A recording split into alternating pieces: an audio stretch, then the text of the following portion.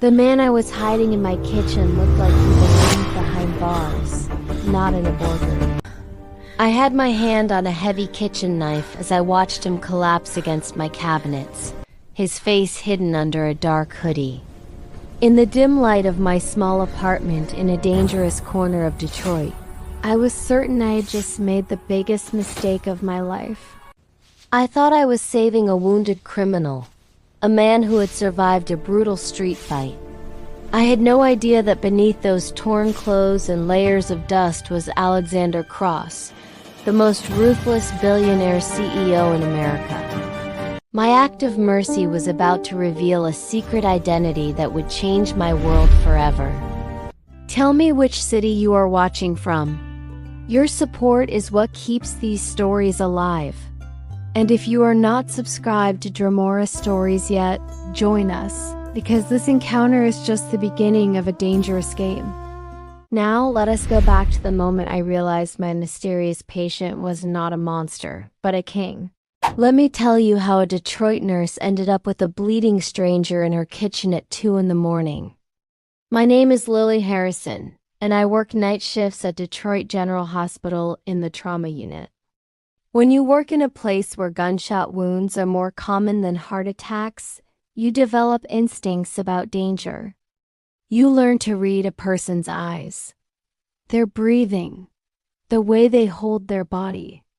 That night, I was walking home from a double shift, exhausted and craving nothing more than a hot shower and my bed. The streets near my apartment building are not the kind you linger on after dark.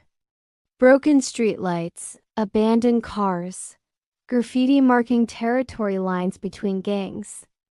I kept my head down, keys between my fingers like they taught us in the hospital's safety training. That is when I heard it. A crash, like a body hitting metal, coming from the alley beside my building.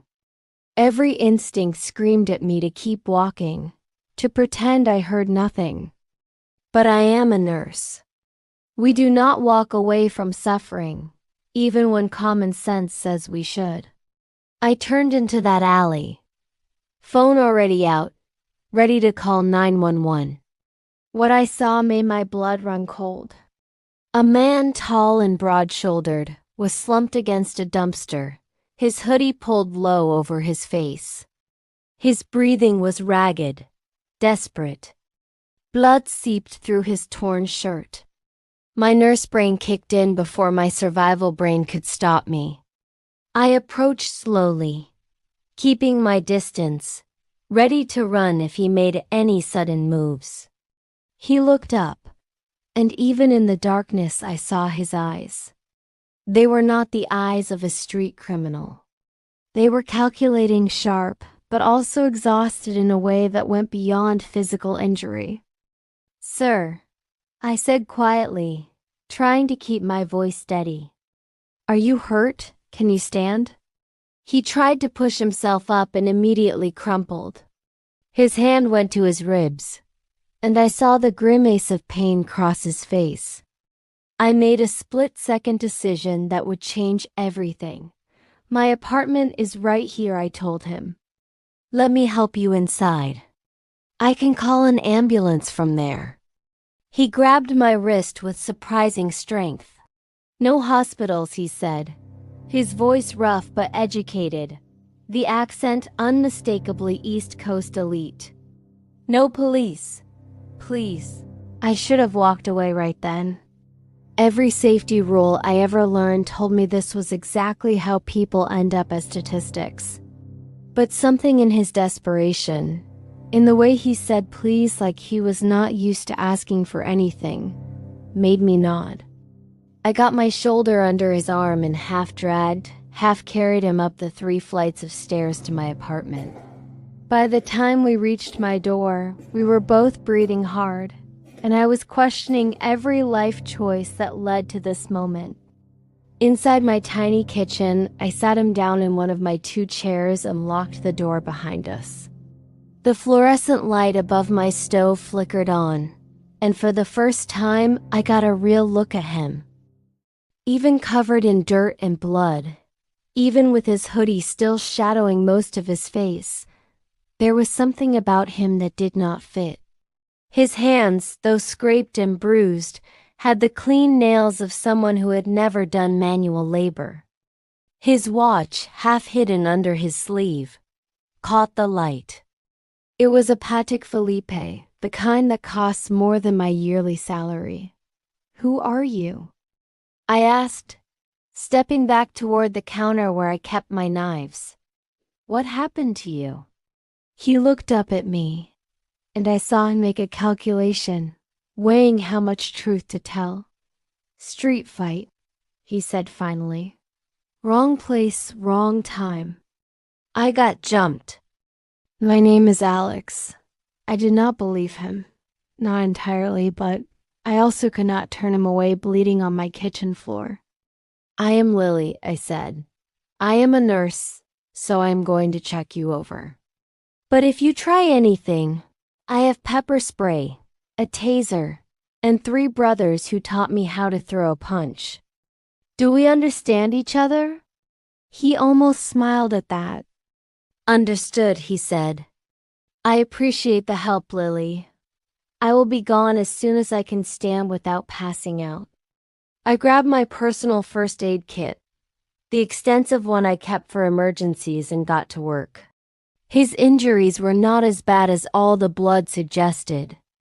Bruised ribs, possible minor concussion, cuts and scrapes that needed cleaning but no stitches. As I worked cleaning the wounds on his arms and checking his pupil response, I noticed more inconsistencies. His skin was well cared for under the dirt. His teeth were perfect, probably thousands in orthodontic work. And when I asked him to remove his hoodie so I could check his ribs properly, I saw a physique that came from expensive personal trainers, not street fighting. This man was not who he claimed to be. "What do you really do, Alex?" I asked as I wrapped his ribs. "Because you are not a construction worker, and you did not get jumped in a normal street fight. Those bruises on your neck look like someone tried to choke you with professional precision." He was quiet for so long I thought he would not answer. Then he said, in a voice barely above a whisper, "I made enemies in the wrong circles. Powerful people who want me gone. That is all you need to know. The less you know, the safer you are." I should have pressed, should have demanded the truth or thrown him out. Instead, I finished bandaging him and pointed to my small couch. "You can sleep there tonight," I said. "But tomorrow morning, you need to leave. I cannot have this, whatever this is in my life." That night, I barely slept. I lay in my bed, door locked, phone charged and ready, listening to him breathe in the other room. Part of me expected him to rob me or worse. But when morning came, he was still on my couch, sleeping fitfully, his face finally visible without the hoodie. And that face, God help me, was striking even bruised and exhausted. Strong jawline, dark hair with just a touch of silver at the temples. The kind of handsome that belonged on magazine covers, not in my rundown Detroit apartment. I made coffee quietly, watching him, trying to figure out who he really was. When he woke up, he moved carefully, testing his ribs, and caught me staring. "Thank you," he said simply, "for not calling the police, for helping me. I do not deserve your kindness." Over the next 36 hours, a strange routine developed that felt both surreal and oddly comfortable. I went to work my shifts, and when I came home, he was still there waiting, not like a threat, but like someone who belonged. He cleaned my apartment without being asked, organized my chaotic kitchen cabinets with a precision that spoke of someone used to creating order from chaos. He fixed my leaking faucet with tools I did not even know I had, his hands moving with surprising competence for someone I had assumed was a white-collar professional. And he cooked, creating surprisingly sophisticated meals from my limited groceries, pasta with garlic and olive oil that tasted better than anything I had made in months. We talked, carefully dancing around the truth of who he really was, both of us knowing there were secrets but choosing for now not to push. He asked me about my work with genuine curiosity that felt rare in my world. Most people, when they heard I was a trauma nurse, either changed the subject or asked morbid questions about the worst things I had seen. But Alex, he asked different questions. He wanted to know about the systemic challenges, about why we were always short-staffed, about the bureaucracy that made simple procedures complicated. And I found myself telling him things I had never articulated before, about the chaos of the trauma unit, about the gunshot victims who came in groups, about the overdoses that broke my heart because I knew so many of them would be back, about how sometimes I felt like I was holding back the tide with a teaspoon, knowing I could never save them all but trying anyway. He listened with an intensity that felt rare, like every word I said mattered, like he was filing away information for some purpose I could not yet understand. When I asked him about his work, he spoke in careful, vague terms about business and negotiations, about the weight of making decisions that affected thousands of lives, about the isolation that came with responsibility. He never said what kind of business, never mentioned specific companies or deals, but the way he talked revealed more than he probably intended. This was a man used to command, to being listened to having his words shape reality for other people. I noticed details that did not fit his story of being a common worker.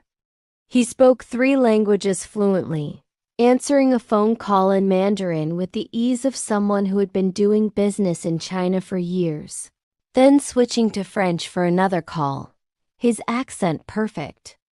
He read the Wall Street Journal on his phone with the focus of someone tracking investments, not job listings. And even relaxed, even in my old sweatpants that I had lent him because his clothes were ruined. He carried himself like someone used to boardrooms and power lunches, not construction sites and street fights. On the second afternoon, I came home from my shift to find him on my tiny balcony, looking out at the Detroit skyline with an expression I could not quite read. I brought him coffee and stood beside him in silence for a moment. "You do not belong here," I said finally. "Not in this neighborhood, not in my world. So why are you really hiding, Alex?" He was quiet for a long time, and I thought he would not answer. Then he said, in a voice so low I almost missed it, "Because everywhere else, people want something from me. They want my money, my influence, my connections. They see what I can give them, not who I am. But you did not know any of that when you helped me. You just saw someone hurt and decided to care. Do you have any idea how rare that is?"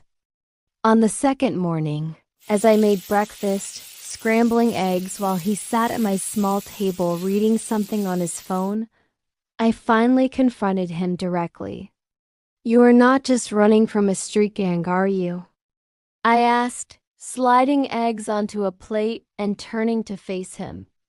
"Those phone calls you keep taking in 3 different languages, the way you analyze business news like your life depends on it, even the way you stand like you are used to people listening when you speak.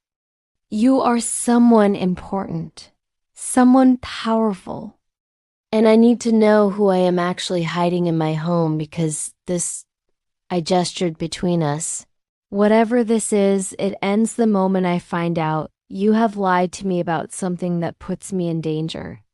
He looked at me for a long moment, and I saw the war behind his eyes, the calculation of risk versus trust, The weighing of what honesty might cost against what continued deception would destroy. His hands, wrapped around the coffee mug I had given him, tightened almost imperceptibly. "Lily," he started, then stopped, seeming to choose his words with the care of someone who knew they mattered. "You are right. I am not who I said I was. But before I tell you the truth, I need you to understand something.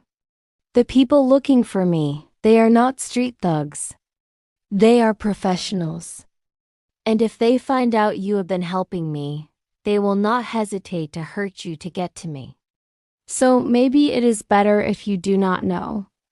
Maybe it is safer for you if I just leave right now and you can forget this ever happened." I set down the spatula and crossed my arms. "Do not do that. Do not make this decision for me. I am not some fragile thing that needs protecting. I work in a trauma unit in one of the most dangerous neighborhoods in Detroit. I deal with gang violence and domestic abuse and drug overdoses every single shift. I know what danger looks like.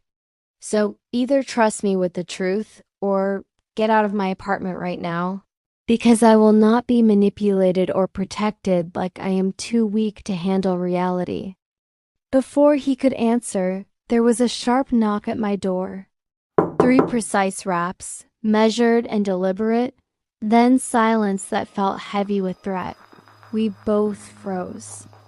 The knock came again, harder this time, more insistent, and I saw Alex's entire body language change in an instant.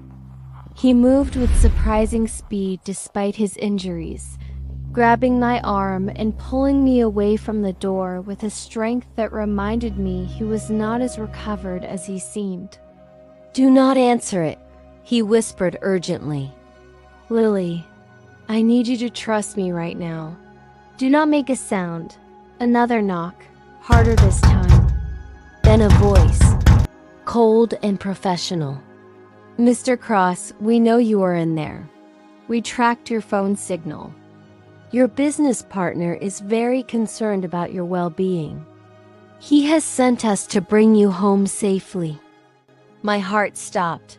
Cross. Alexander Cross. The name hit me like a physical blow. I knew that name. Everyone in Detroit knew that name. Alexander Cross was the billionaire CEO of Cross Medical Technologies, the company that owned half the hospitals in Michigan, including Detroit General, where I worked.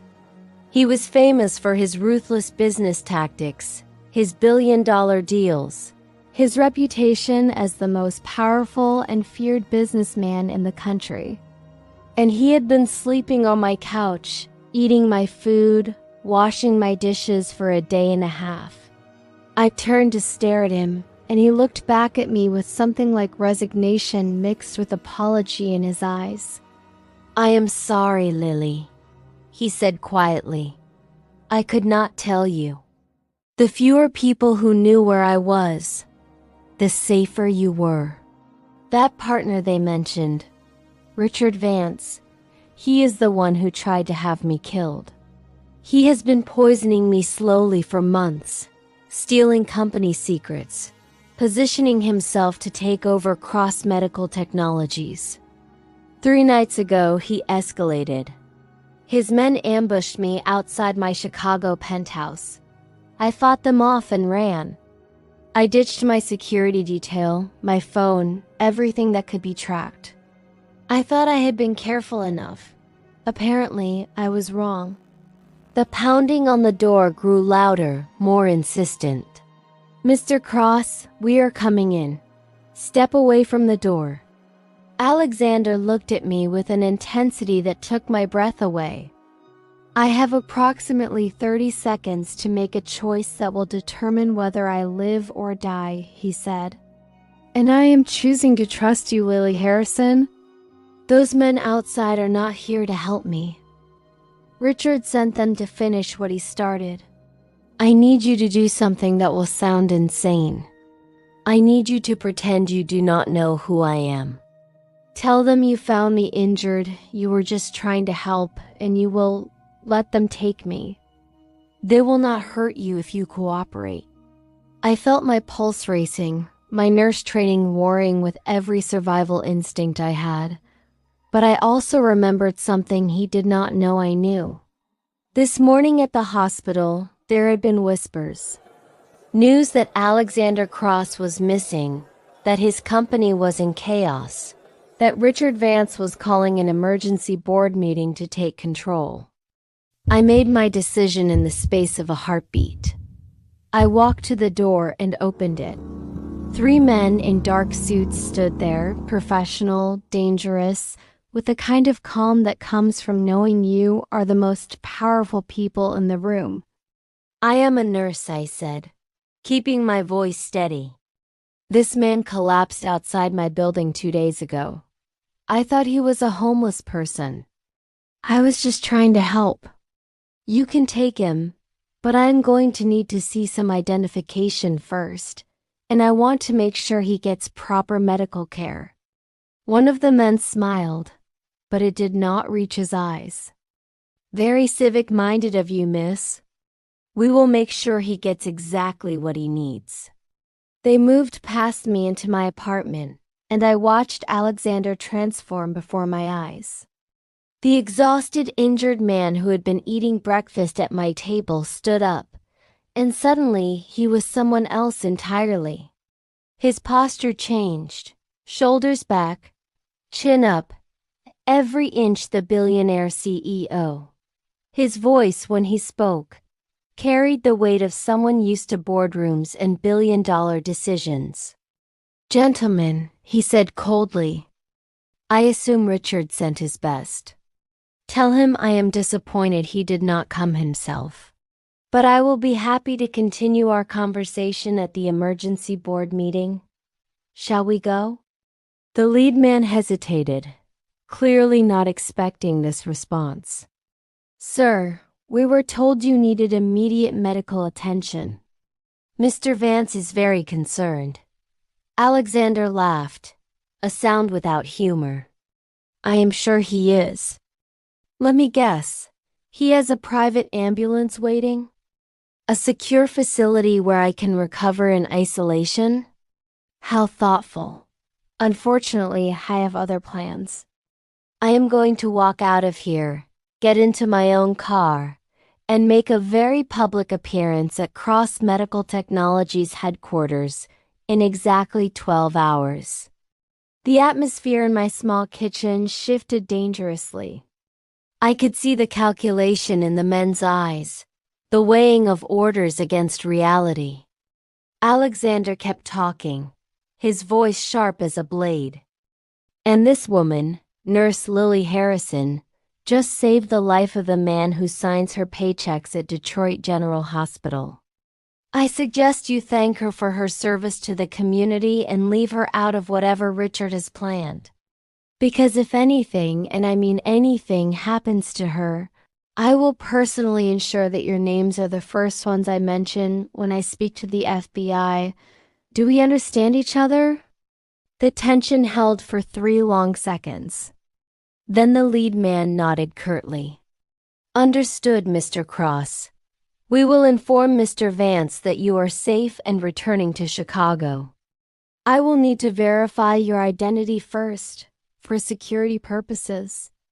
Alexander pulled out a wallet I had not known he was carrying and showed them an ID. They checked it, made a call, and I watched the dynamic shift completely. Whatever orders they had received, they were clearly reconsidering them now that Alexander was alert, aggressive, and making very specific threats. They left, but not before the lead man gave me a long, assessing look that made my skin crawl. After the door closed behind them, I collapsed into my chair, my hands shaking with delayed adrenaline. Alexander was already on his phone, the one he had apparently kept hidden, making rapid-fire calls in that voice that commanded empires. I sat there, watching him, realizing that the man I had been hiding was not hiding at all. He had been strategizing, planning, waiting for the exact right moment to make his move. When he finally ended his calls, he turned to me with an expression I could not quite read. "Lily, I need to ask you something, and I need you to think very carefully before you answer. I have 72 hours before the poison Richard has been feeding me causes permanent neurological damage. My personal physician confirmed it this morning.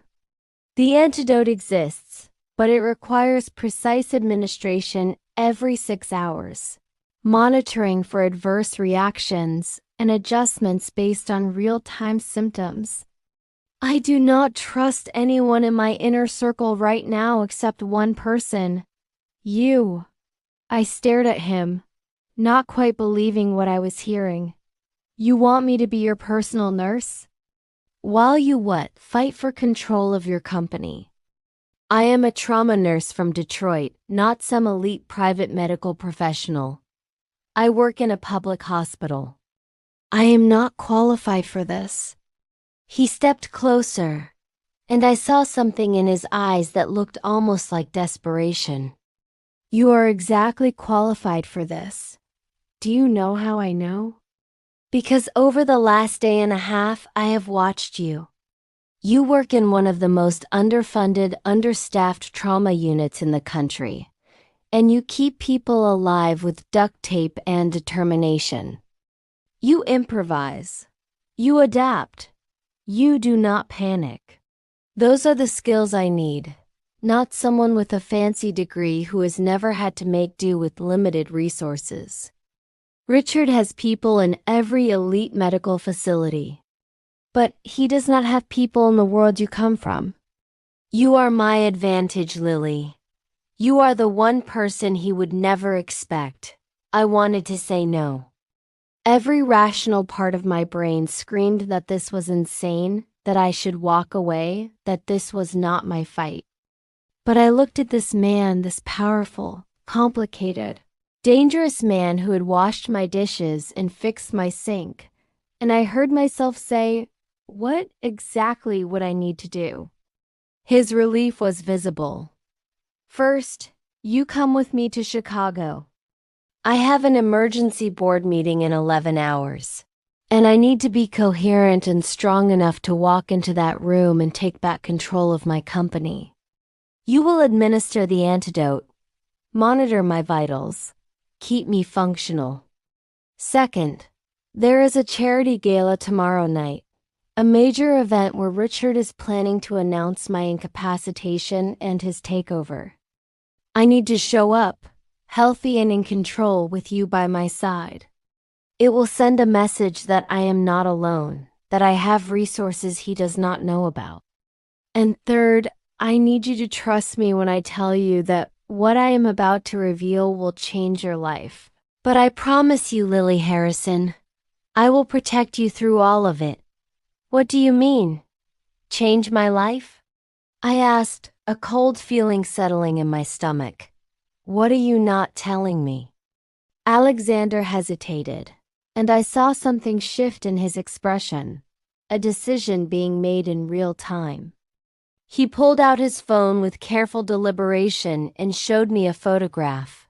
It was old, the color slightly faded, maybe 20 years old, showing a young woman in a hospital bed with dark hair and exhausted eyes, holding a newborn baby wrapped in a blue blanket. Standing beside her was a doctor in scrubs, his face weathered but kind, with smile lines around eyes that I would recognize anywhere. Those same green eyes I saw in the mirror every morning. Those same gentle hands that used to check my forehead for fever when I was sick, my breath caught in my throat. "That is my mother," Alexander said quietly, his voice carrying a weight of memory and grief. "Margaret Cross. And that is your father, Dr. James Harrison. 23 years ago, your father saved my mother's life during a complicated delivery when everything went wrong. She was hemorrhaging, and the other doctors wanted to give up, said it was too late. But your father refused to stop fighting. He stayed with her for 14 hours straight, never leaving, never giving up. I was that baby, the one he saved along with her. Afterward, my father tried to pay him, tried to give him a massive bonus, anything to show gratitude. Your father refused every cent. He said he was just doing his job, that saving lives was not something you got extra payment for. It was what you signed up for when you became a doctor. I stared at the photograph, my hands starting to shake as I held the phone. My father had never mentioned this, had never told me about saving a billionaire's wife, about this moment that connected our families across decades. But then again, that was exactly like him. He never talked about the lives he saved, only the ones he lost, only the mistakes he thought he made. My hands went numb as the implications hit me. My father had died 10 years ago. His medical career destroyed by accusations of stealing pharmaceutical patents, his reputation ruined, his medical license revoked, his name dragged through mud by people who should have honored him. He died believing he was a failure, a thief, a disgrace to the profession he loved. He died alone in a bottle, drowning in shame that was not even his to carry. Alexander continued, his voice gentle but relentless. Your father did not steal anything, Lily. Richard Vance framed him.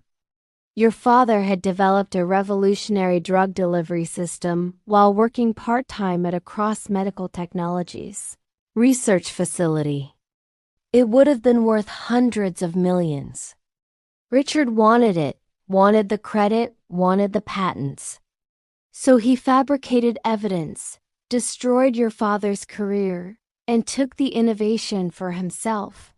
My father suspected, but he could never prove it. When he died 5 years ago, he made me promise to find the truth. I have been investigating Richard for 3 years. I finally have the proof. But I need to be alive to use it.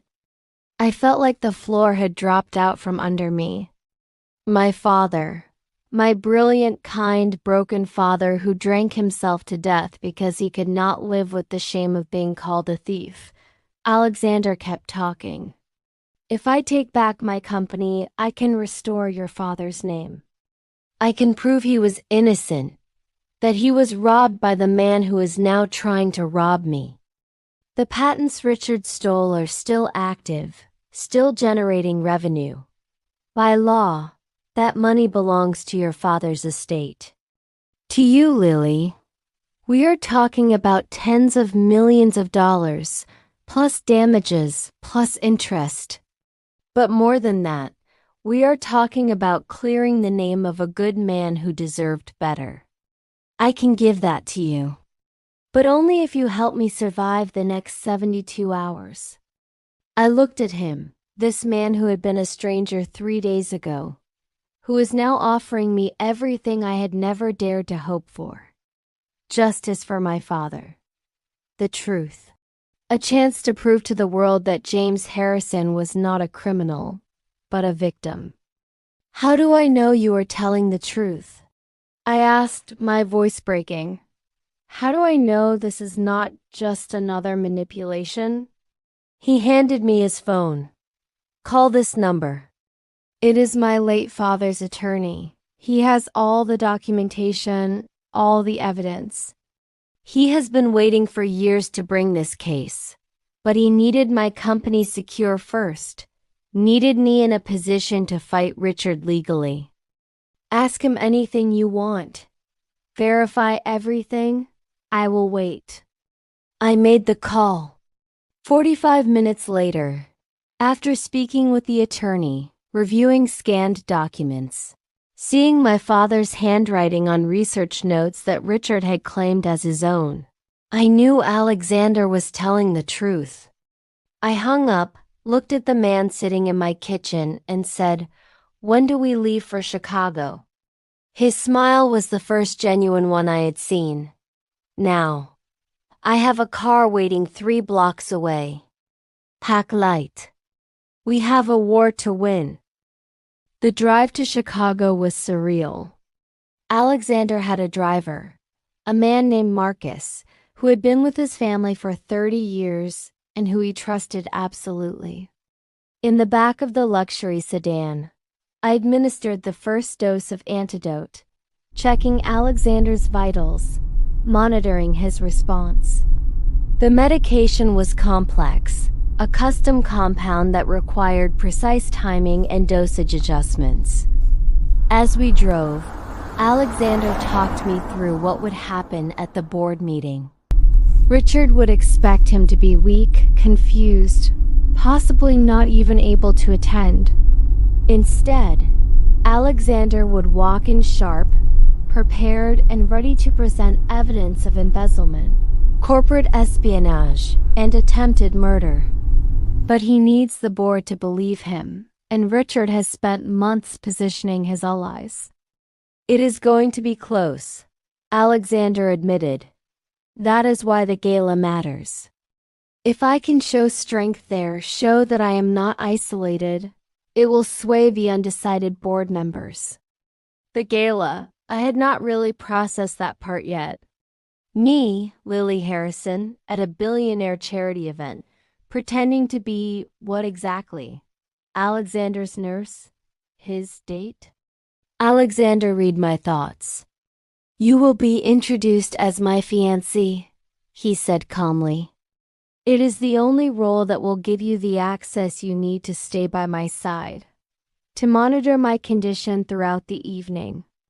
Richard will not be able to separate us without causing a scene. I nearly choked. Your fiancé? I am a trauma nurse from Detroit. I do not even own a dress that would be appropriate for something like that. How is anyone going to believe we are engaged? He looked at me with an expression I could not quite decipher. Lily, in the last 36 hours, you have shown me more genuine care, more real concern, than anyone in my world has shown me in years. You saved me when you thought I was a criminal. You protected me when you knew I was a billionaire. Trust me when I say people will believe it because they will see that I believe it. We arrived at his Chicago penthouse at midnight. The place was absurd, all floor-to-ceiling windows overlooking the city, minimalist furniture that probably cost more than my annual salary, and a silence that felt oppressive after the constant noise of my Detroit neighborhood. A woman was waiting for us, elegant and professional, who Alexander introduced as Elena, his executive assistant and one of the few people he still trusted. She looked at me with undisguised curiosity but said nothing about my jeans and Detroit General Hospital sweatshirt. Elena, Alexander said, "This is Lily Harrison. She's going to need everything for tomorrow night's gala. Dress, shoes, jewelry, hair, makeup, the full preparation.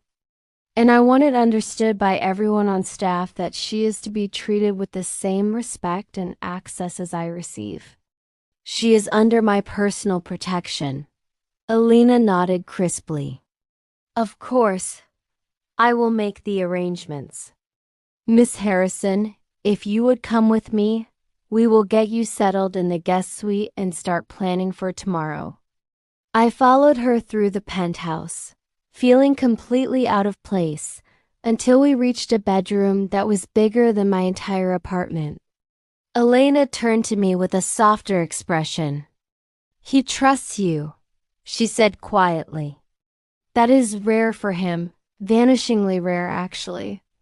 I do not know what happened in Detroit, but I have worked for Alexander Cross for 8 years, and I have never seen him look at anyone the way he looks at you.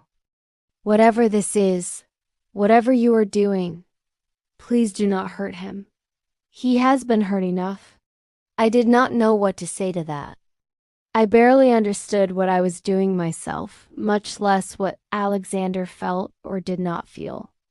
"I just know he needs medical care," I said finally. And he is helping me get justice for my father. That is all this is. Elena gave me a look that said she did not believe me, but she did not push. Get some sleep, she said.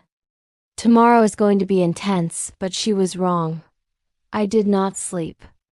I spent the night administering medications, checking vitals, adjusting dosages. Alexander's body slowly responded to the antidote. By dawn, the tremors in his hands had stopped. By mid-morning, his cognitive function was measurably improved. And by the time the board meeting started at 2 p.m., he walked into that conference room looking every inch the powerful CEO he was supposed to be. I watched from an observation room as he systematically destroyed Richard Vance. He presented financial records showing embezzlement. He presented emails proving corporate espionage. And then, in a move that took my breath away, he presented the evidence about my father, about the stolen patents, about the systematic destruction of a good man's life for profit. The room erupted. Board members shouted questions. Richard tried to deny, to deflect, but Alexander was relentless. And then he said something that changed everything. This company was built on innovation and integrity. My father believed that. Dr. James Harrison believed that. And Richard Vance destroyed both of those principles for personal gain. I am not just asking you to remove him from this company. I am asking you to help me restore what was stolen, to make right what was wrong, to prove that cross-medical technology stands for something more than profit. The vote was not even close.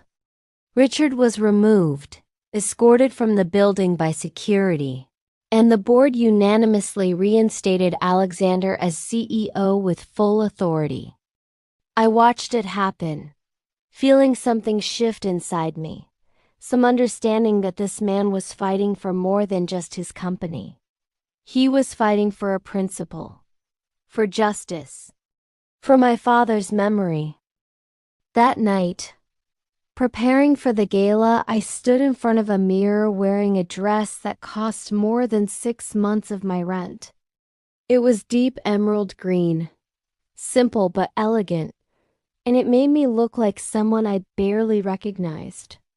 A team had done my hair and makeup, transforming me from exhausted trauma nurse to someone who could stand beside a billionaire without looking out of place.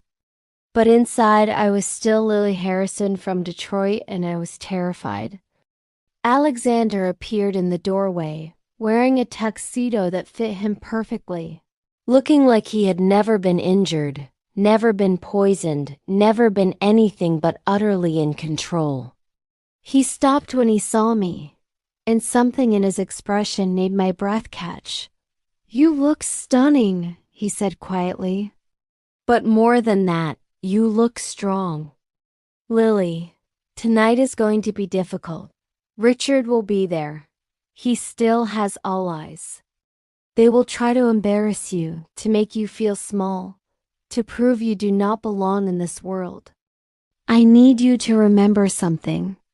You saved lives in a Detroit trauma unit with limited resources and unlimited dedication.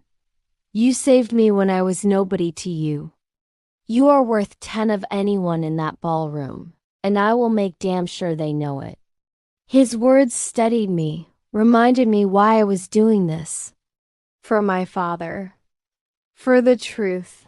And maybe, just maybe, for this complicated, dangerous man who looked at me like I was something precious. The gala was everything I expected and worse.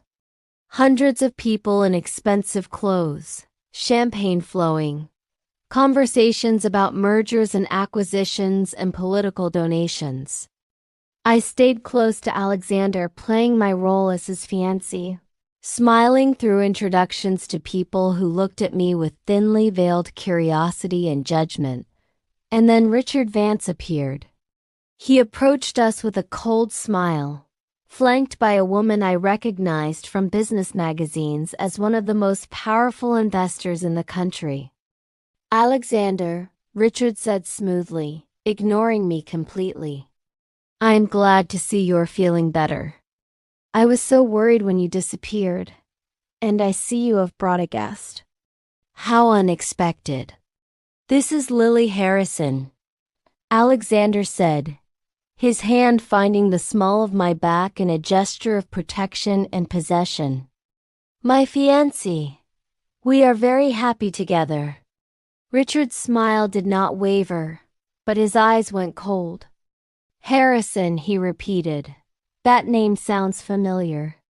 "Any relation to James Harrison, the doctor who was convicted of pharmaceutical theft about 10 years ago?" The question was designed to hurt, to humiliate, to put me in my place.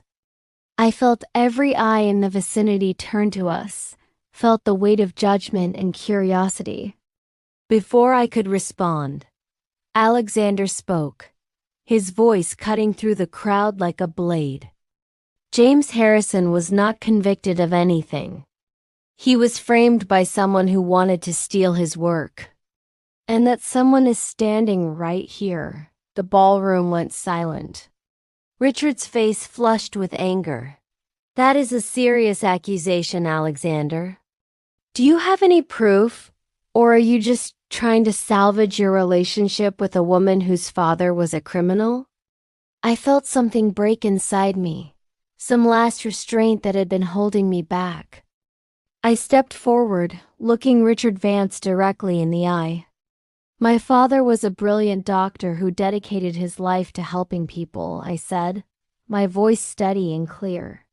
"He developed a drug delivery system that is currently saving thousands of lives and generating hundreds of millions of dollars in revenue for cross-medical technologies. Revenue that should have been his. Revenue that you stole by destroying his reputation and his career. He died thinking he was a failure, a thief. But he was neither. He was a victim of your greed. And I am going to make sure the world knows it." Richard laughed, a cruel sound. "You are a nurse from Detroit. You think anyone here cares about your father or your accusations? You think you can stand in this room and challenge me?" Alexander moved then, positioning himself slightly in front of me. "She does not need to challenge you," he said quietly. "I already did that. The board voted this afternoon. You are removed from cross-medical technologies, effective immediately. And the lawsuit regarding the Harrison patents will be filed Monday morning. But this is not about business, Richard. This is about the fact that you tried to kill me. You have been poisoning me for months, and you escalated to attempted murder 3 days ago. The FBI has been notified. They will be very interested in speaking with you." Richard's composure finally cracked. "You cannot prove any of that," he snarled. "You are bluffing, just like you always do. You have no evidence, no witnesses, nothing that will hold up." Alexander smiled, and it was not kind. "I have medical records documenting the poison in my system. I have financial records showing your embezzlement. I have testimony from 3 board members you tried to bribe. And I have you, on camera, admitting to framing James Harrison, because this entire conversation has been recorded. Security cameras are a wonderful thing, Richard. Every word you said here tonight, every threat, every admission, it is all documented." I watched Richard's face go white with shock and rage. In that moment, I saw him for what he truly was. Not a powerful businessman, but a desperate, cruel man who had built his empire on lies and theft. Security approached, discreet but unmistakable. "Mr. Vance," the head of security said quietly, "we have been asked to escort you from the premises. The FBI will be contacting you tomorrow. Please come with us without causing a scene. Richard looked around, searching for allies, for escape, but found nothing. As security led him away, the ballroom erupted in whispers and speculation. I stood there, shaking with adrenaline and relief, and felt Alexander's hand find mine. You did it, he said softly. You faced him down. You told the truth. How do you feel? I looked up at him. This man who had turned my world upside down in just a few days, and felt something shift inside me. Like I can finally breathe, I said. Like my father can finally rest. The rest of the gala passed in a blur. People approached us, offering congratulations, asking questions, treating me with a respect that felt surreal. But all I could think about was getting out of there, getting back to something real, something I understood. Finally, near midnight, we left. In the car back to his penthouse, I administered the last dose of antidote. Your levels are normal, I told him, checking the monitoring device. The poison is neutralized. You are going to be fine. He looked at me with an intensity that made my heart race. I am fine because of you, Lily. You saved my life. You stood beside me. You fought for your father and for me. I do not know how to thank you for that. You do not need to thank me, I said. You gave me justice for my father. You cleared his name. We are even. He shook his head slowly. We are not even close to even. Lily, I meant what I said at the gala. I want you to stay. Not as my nurse, not as part of some arrangement, but because I cannot imagine going back to my life without you in it. I felt panic rising in my chest. Alexander, I am a trauma nurse from Detroit. This, I gestured at the luxury car, at the city lights of Chicago, is not my world. I do not belong here. I need to go home. Where is home? He asked gently. Is it that apartment in the dangerous neighborhood where you work yourself to exhaustion trying to save people who will never thank you? Is it the hospital that underpays you and overworks you? Or could home be something different? Could it be a place where you are valued, where your skills matter, where you can make a real difference? I did not know how to answer that. Part of me wanted to run, to go back to what I knew, to the safety of my small, controlled life. But another part, a part one was just beginning to acknowledge, wanted to stay. Wanted to see where this impossible connection could lead. We arrived at his penthouse, and I went to my guest room, needing space to think. But sleep would not come. At 3 a.m, I found myself on his balcony, looking out at Chicago, trying to figure out what I wanted. I heard him approach before I saw him. Could not sleep either, he asked, standing beside me. Too much has happened, I said. 3 days ago, I was just a nurse going to work. Now everything has changed. My father's name is cleared. Richard is facing criminal charges. And I'm standing in a billionaire's penthouse trying to figure out who I am supposed to be. You are supposed to be exactly who you already are, Alexander said. Lily Harrison, the woman who saves lives, who fights for justice, who shows compassion to strangers. That is who I need. That is who I want. I turned to look at him. What are you really asking me, Alexander? Because I need to understand what this is. What we are. He took a breath, and I saw vulnerability in his eyes that I had never seen before. I am asking you to give me a chance. Not as a patient, not as someone you owe anything to, but as a man who has been changed by knowing you. I am asking you to consider staying in Chicago, working with me to build something at Cross Medical Technologies that your father would have been proud of. We could create a foundation in his name, fund community hospitals, train nurses, make real change. And I am asking you to let me prove that what I feel for you is real, that it is not gratitude or circumstance, but something I have never felt before. I felt tears prickling my eyes.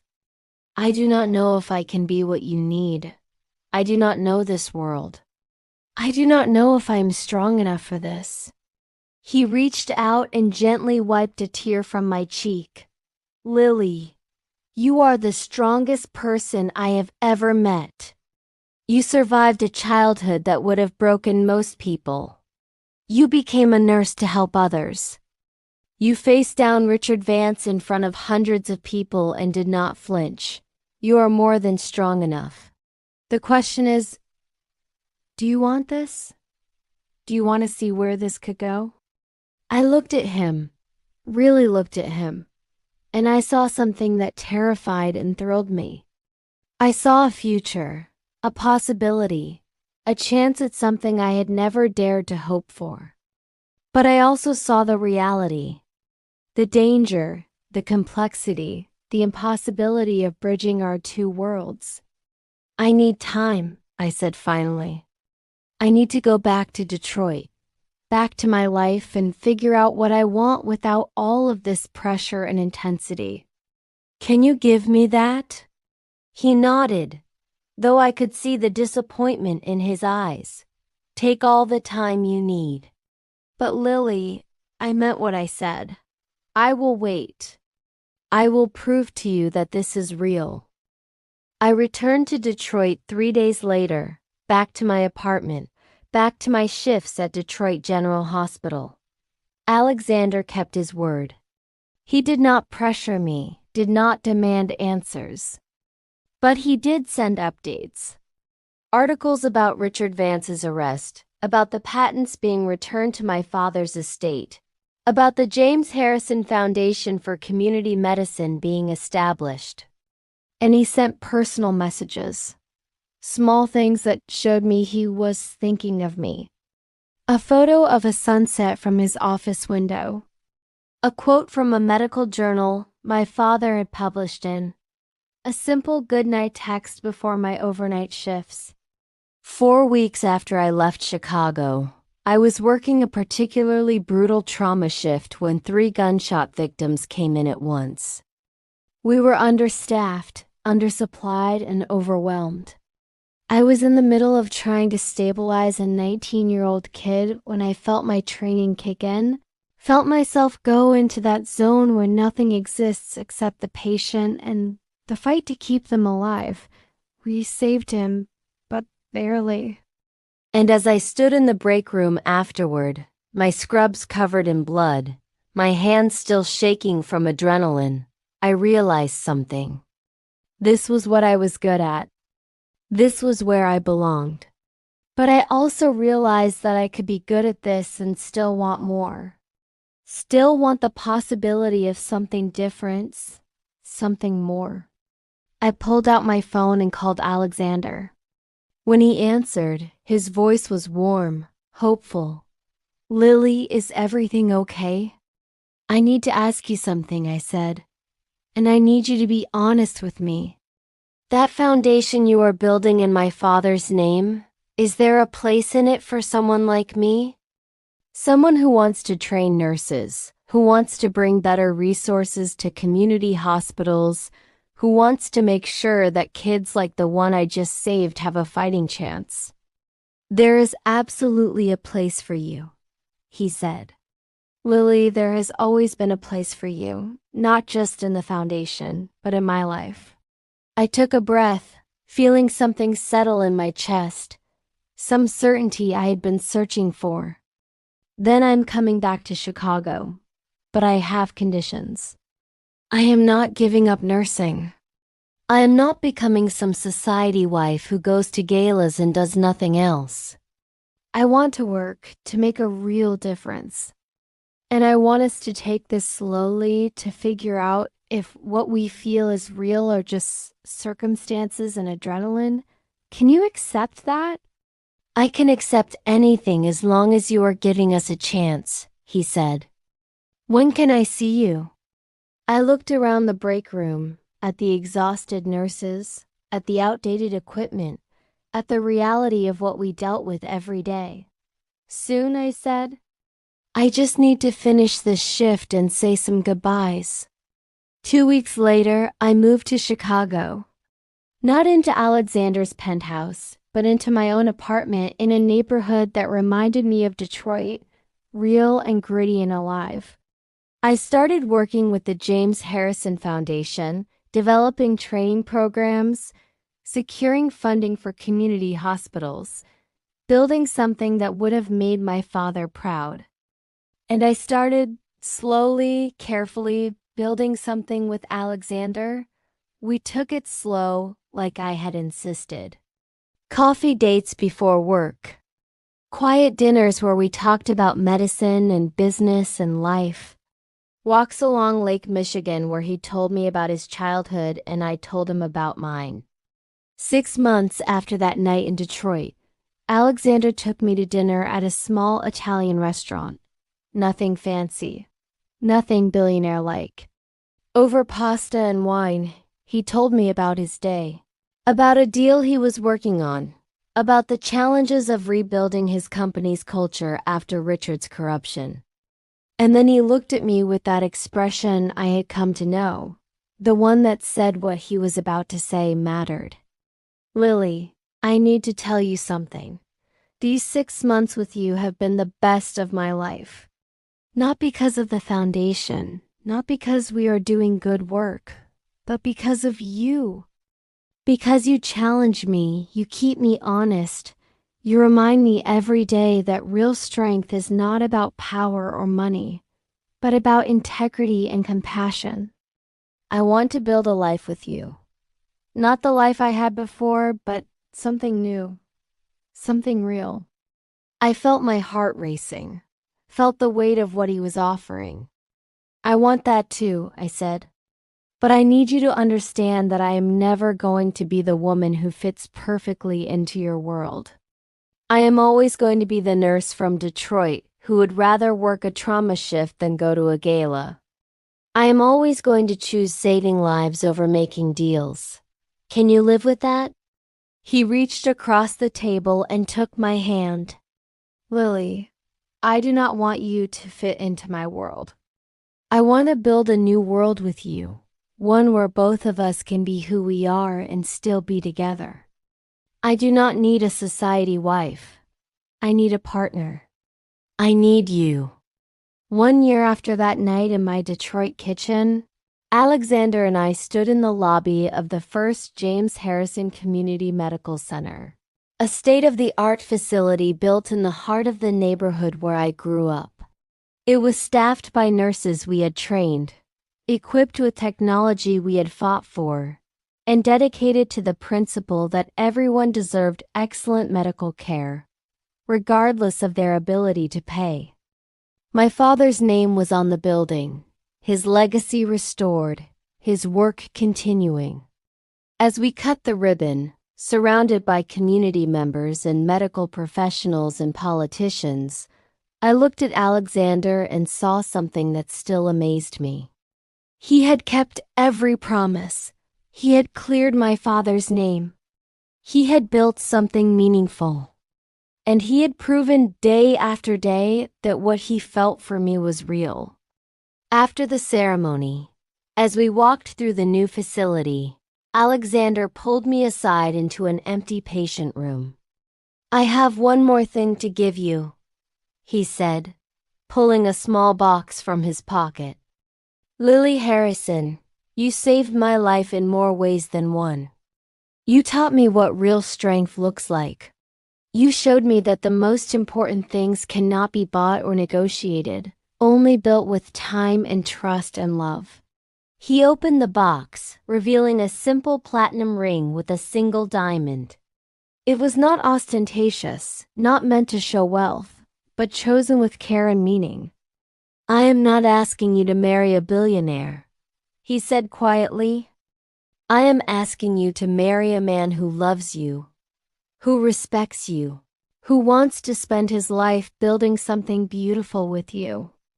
Will you? I looked at the ring, at him, at the medical center bearing my father's name, and I felt something I had not felt since my father died. I felt complete. I felt home.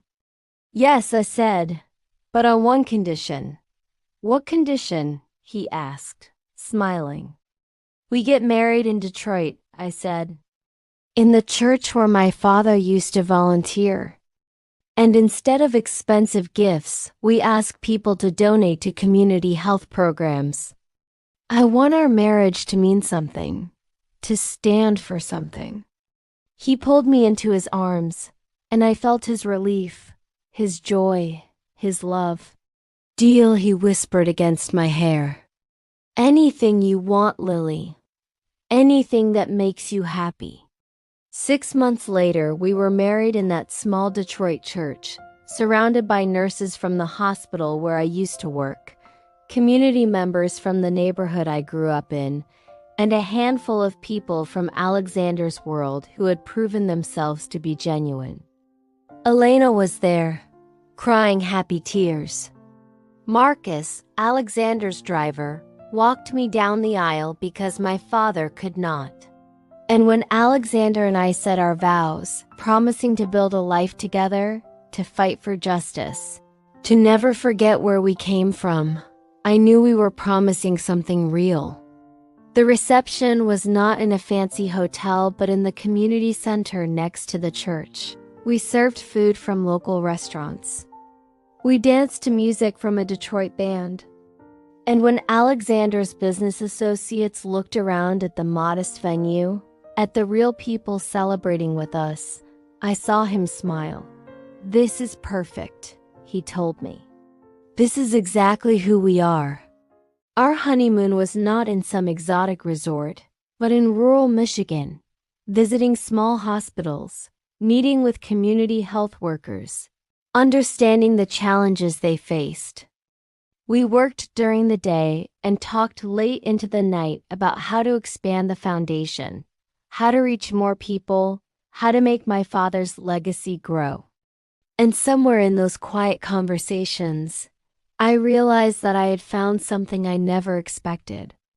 I had found a partner who valued the same things I did, who was willing to use his power and resources to make real change, who loved me not despite my background, but because of it. 2 years into our marriage, I was back in Scrubs, working shifts at the James Harrison Community Medical Center, training new nurses, living the life I loved. Alexander split his time between running cross-medical technologies and working with the foundation. We were building something together, something that mattered. One night, after a particularly difficult shift where we had saved a young mother and her premature baby, Alexander found me in my office, exhausted but happy. He sat down across from me and said, "Do you ever regret it? Giving up the quiet life you had before I collapsed in your kitchen?" I thought about it, really thought about it. That life had been safe, predictable, small. This life was complicated, demanding, sometimes overwhelming. But it was also full of purpose, of meaning, of love. Not for a second, I said, "You?" He smiled. Best decision I ever made was running into that Detroit alley and collapsing. Though I would prefer not to repeat the poisoning and attempted murder part. We both laughed, and in that moment, I understood something profound. Life is not about the path you plan. It is about the moments when everything changes, when a stranger becomes the most important person in your world, when an act of mercy becomes the foundation of a life. I saved Alexander Cross that night in Detroit. But the truth is, he saved me too. He gave me back my father's name, my family's honor, and a purpose bigger than myself. And together we were saving others, one community hospital, one trained nurse, one life at a time. That is not a fairy tale ending. That is something better. That is real. That is ours. The end. Sometimes the biggest risks we take are the ones we do not plan for.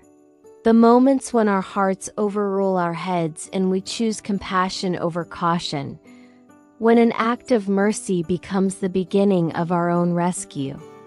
Courage is not the absence of fear, but choosing to act despite it. Opening your door to a bleeding stranger. Trusting someone when you have no reason to. Believing that love can grow from the most impossible circumstances and that the person you save might be yourself. Thank you for staying with me until the end of this story. If it reached your heart, even just a little, do not leave without letting me know. A simple heart in the comments is enough. And if you want to feel more stories like this, stories about love that survives impossible odds, nurses who save billionaires, and secret identities that change everything, make sure to subscribe to Dramora Stories. Every story here is a reminder that sometimes the person you think you are saving is actually the one who will save you back. And maybe that is true for you too.